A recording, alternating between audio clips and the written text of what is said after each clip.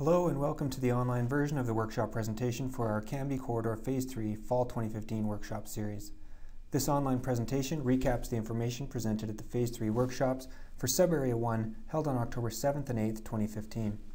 This workshop is focused on the Cambie Village neighborhood, discussing the area from about West 16th Avenue to West 27th Avenue and from Oak Street to Ontario Street. Supporting materials used at the workshop are available at vancouver.ca/Cambie Corridor. The workshop started with this introductory and overview presentation, followed by a session looking at the proposed Phase 3 focus areas, and a second session looking at the unique sites and areas within the neighborhood. The session was wrapped up with a short questionnaire to get participant feedback on the workshop itself. We're excited to get the dialogue started and look forward to a respectful and productive workshop series. We are here to listen. This means that success is hearing from everyone who wants to share their perspective today. It means providing a safe and accommodating environment for input, engaging in respectful dialogue, and acknowledging that every participant brings information, points of view, and ideas to contribute. Many of you are likely familiar with the Cambie Corridor plan, but as a reminder, it's intended to guide new growth and development in the Cambie Corridor with a plan for land use, supporting infrastructure, and amenities. It's intended to provide clarity about what can or can't be done with a property. Cambie Corridor planning started in 2009 with the terms of reference outlining a three-phased planning process. In 2010, Phase 1 set high-level planning principles to guide planning for the overall corridor. In 2011, a plan was prepared to guide land use and building form for properties along major streets in the corridor, and to provide some early guidance on amenities, public benefits, and the design of the public realm. This plan is guiding the new development underway in the corridor today. We are now in Phase 3 with the objective to explore opportunities for more ground-oriented housing and more options for families with children. It is also an opportunity to explore options and considerations for unique sites or areas within the corridor. And Phase 3 will further coordinate amenities and public benefits and provide more direction for the design of public space. When talking about Phase 3 focus areas, people often ask what we mean by ground-oriented housing. Ground-oriented housing can take several forms, and the following few slides provide some examples of the more common ground-oriented housing types. Townhouses are a key form. This example shows a courtyard row house with a row of units at the front of the property and a row at the back. This configuration creates a courtyard space in the middle of the site. Stacked townhomes are another form, with units above and below one another, each with their own door to the ground level or outdoor space. Townhousing can also take the form of a traditional row house, with units arranged side by side, having access from both the front and rear of the site. Triplexes are another form of ground-oriented housing, and these can be arranged with units one above the other or located side by side on the site. Duplexes are another type of ground-oriented housing, with dwellings arranged either front to back or side by side on the site. Small house infill at the lane with a single-family house or duplex is another form, and this is often done with heritage properties. So why do Phase 3? Phase 3 provides an opportunity to advance citywide goals around affordability, livability, and sustainability. We know the Cambie Corridor and the overall city have a large number of single-family homes and apartment options, without a lot of options in between. Phase 3 can begin to explore more housing options to fill this gap in the housing continuum. We also know there's a lot of development activity happening in Phase 2 areas along the major streets, and Phase 3 provides an opportunity to create a built-form transition to surrounding single-family areas. It's also an opportunity to create greater clarity and certainty about the future of shoulder areas beyond Phase 2. And Phase 3 provides an avenue to explore more housing options for Vancouver's diverse and growing population, especially for families with children. The Phase 3 planning process started in spring 2015, and we're now nearing the end of Step 1 of a 4-step process that's expected to take about 2 years. And through the Fall 2015 workshop series, we want to specifically talk about the proposed focus areas for exploring potential change. We'd like to confirm and refine the focus areas with the input from these workshops and we'd like to explore how different ground-oriented housing types, like townhouses, could fit in these focus areas.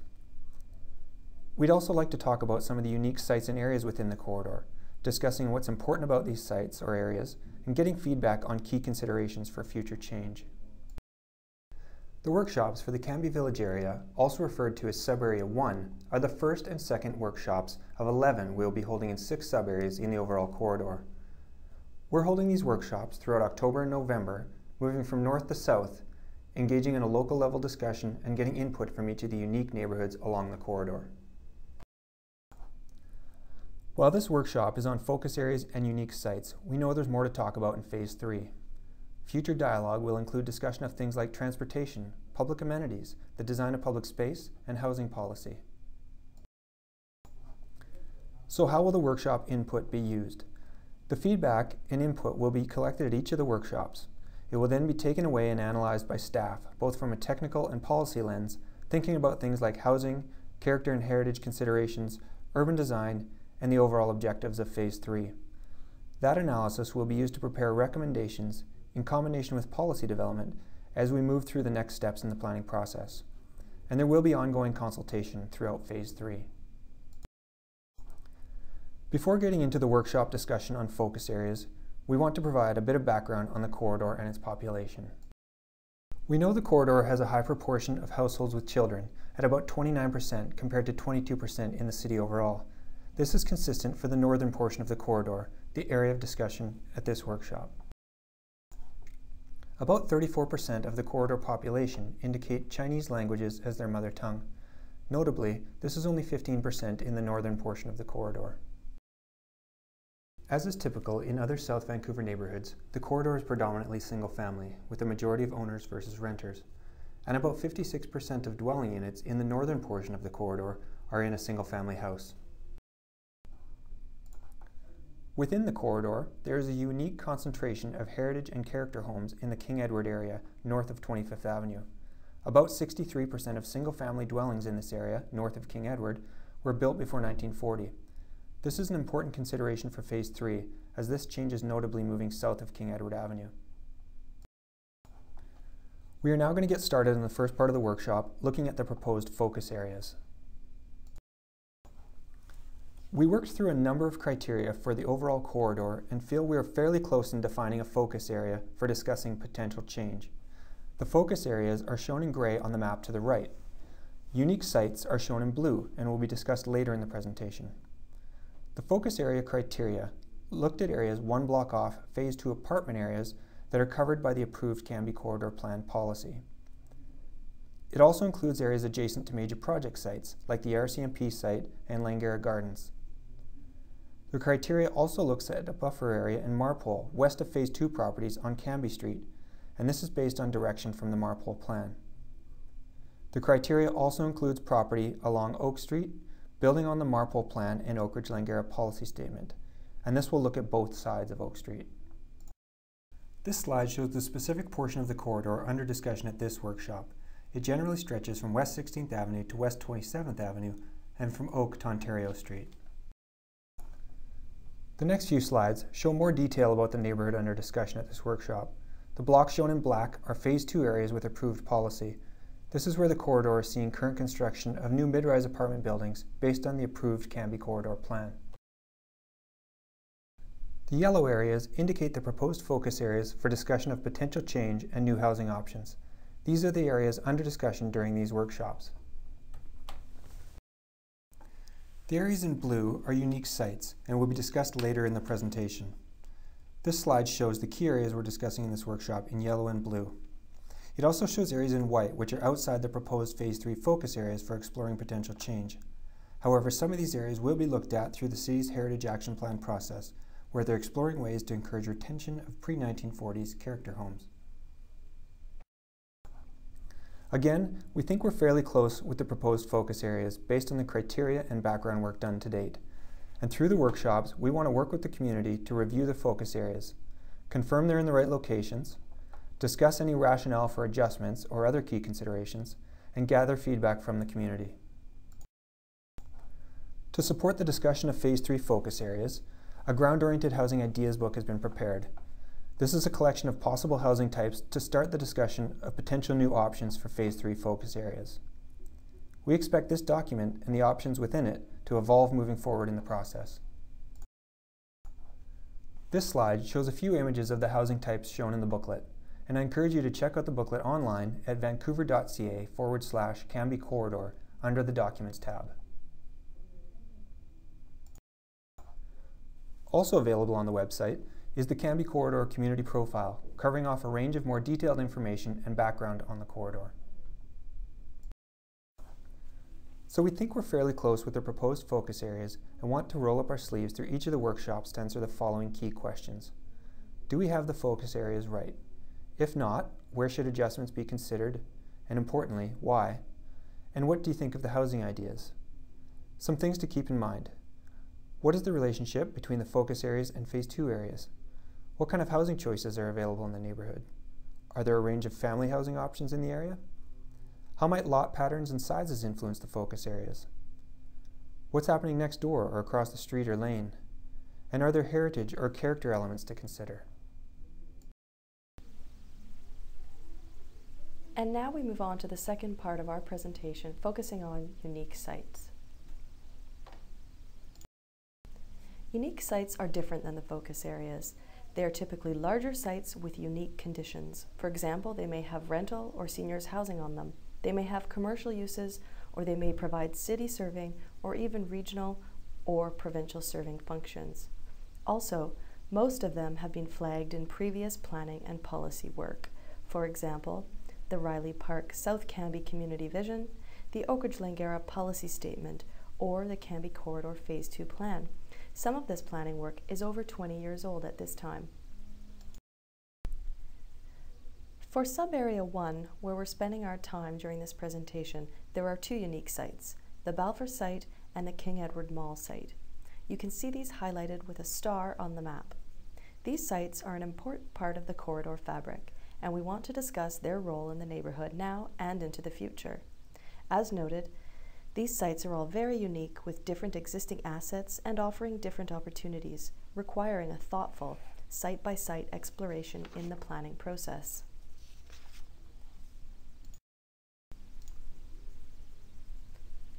So our first unique site is the Balfour site, located between 18th Avenue and 19th Avenue off of Laurel Street.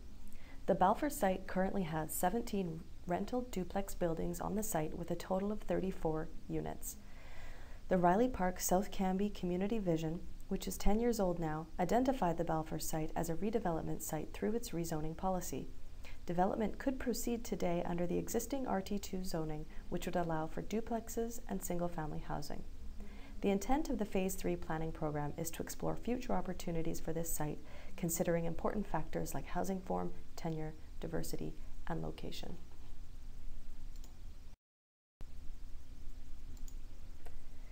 Now, the second unique site is the King Edward Mall area. The focus of this area is the mall itself, but we also want to consider the surrounding sites for context to gain a better understanding of the future of this entire area over the next 30 years, asking ourselves, what are the relevant assets and opportunities moving forward? To help you familiarize yourself with this area for discussion and thought, the King Edward Mall includes a mix of retail uses, including Safeway, the anchor grocery store.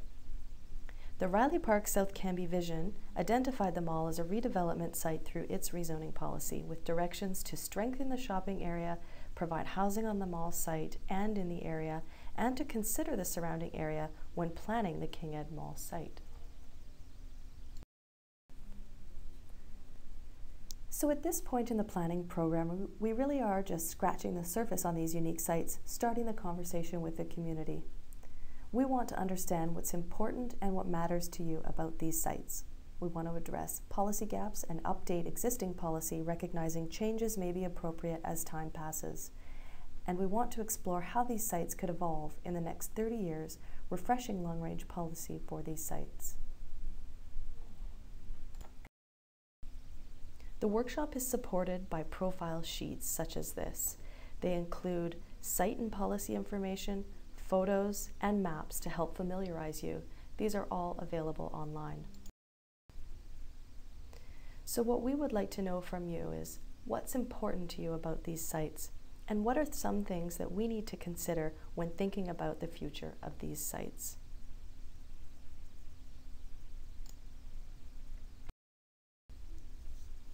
So this concludes our presentation for Area 1 of our Fall Workshop series that took place on October 7th and 8th. We thank you for watching and look forward to your continued participation.